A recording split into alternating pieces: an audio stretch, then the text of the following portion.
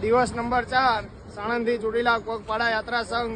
તો આપણે ફરી એક વખત રોકીભાઈ એવા આપણા સાણંદના રોકીભાઈ ફેમસ છે, તેમની ફરી એક વખત આપણે એક ઝલક જોઈશું. તો જો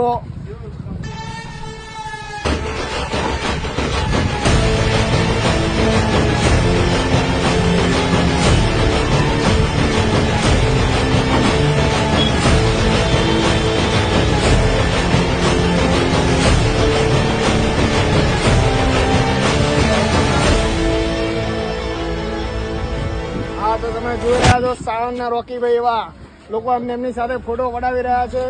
તો જુઓ કેટલા ફેમસ થઈ રહ્યા છે.